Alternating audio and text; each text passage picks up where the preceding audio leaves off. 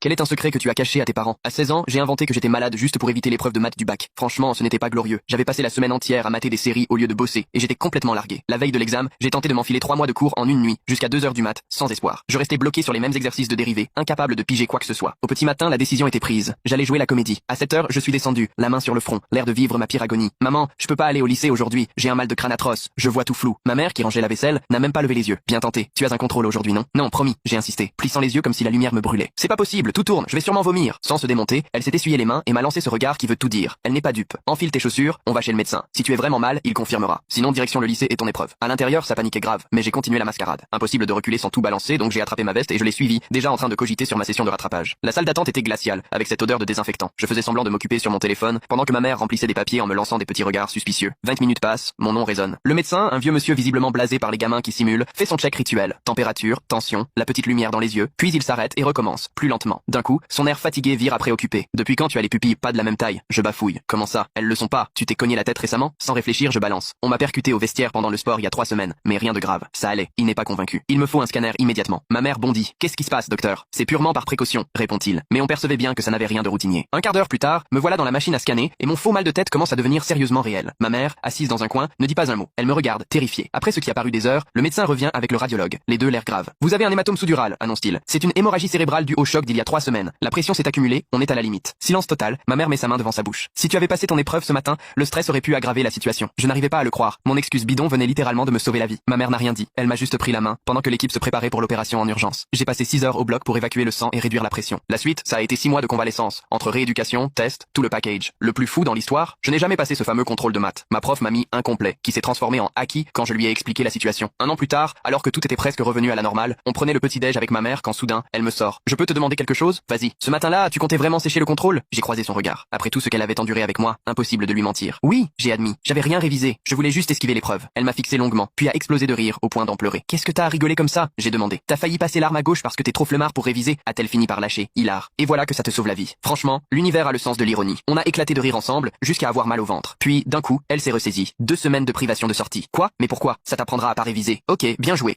Quel est un secret que tu as caché à tes parents? À 16 ans, j'ai inventé que j'étais malade juste pour éviter l'épreuve de maths du bac. Franchement, ce n'était pas glorieux. J'avais passé la semaine entière à mater des séries au lieu de bosser, et j'étais complètement largué. La veille de l'examen, j'ai tenté de m'enfiler 3 mois de cours en une nuit, jusqu'à 2 heures du mat, sans espoir. Je restais bloqué sur les mêmes exercices de dérivés, incapable de piger quoi que ce soit. Au petit matin, la décision était prise. J'allais jouer la comédie. À 7 heures, je suis descendu, la main sur le front, l'air de vivre ma pire agonie. Maman, je peux pas aller au lycée aujourd'hui, j'ai un mal de crâne atroce, je vois tout flou. Ma mère, qui rangeait la vaisselle, n'a même pas levé les yeux. Bien tenté. Tu as un contrôle aujourd'hui, non? Non, promis, j'ai insisté, plissant les yeux comme si la lumière me brûlait. C'est pas possible, tout tourne, je vais sûrement vomir. Sans se démonter, elle s'est essuyé les mains et m'a lancé ce regard qui veut tout dire. Elle n'est pas dupe.